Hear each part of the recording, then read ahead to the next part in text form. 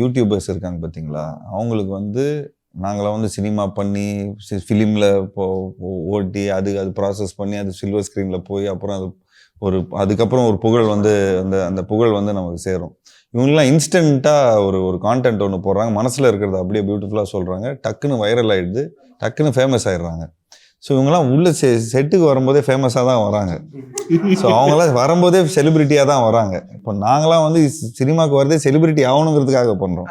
But இவங்க already ஆமா celebrity ஆகி தான் வராங்க. அவங்களோட இப்போ நாங்கள் ஒரு படம் பண்றோம்னா இப்போ இவங்களோட போர்ஷன்ஸ் வந்து எப்படி ஆயிடுச்சுன்னா,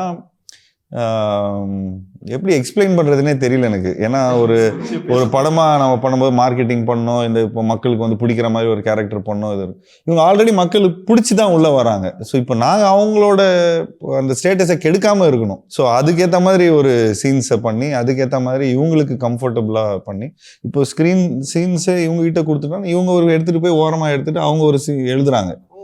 அவங்களோட ஸ்லாங்ல எழுதி இப்படி பேசினா இப்படி இருக்கும், இப்படி பேசினா இப்படி இருக்கும். ஸோ அவங்க வரும்போதே கிராஃப்டோட வராங்க, வரும்போதே புகழோட வராங்க, வரும்போதே ஸோ அது அதுக்கு தான் கேஸ்டும் பண்றோம்னு வச்சுங்களேன். டைரக்டர்லாம் அதுக்கும் இது பண்றாரு.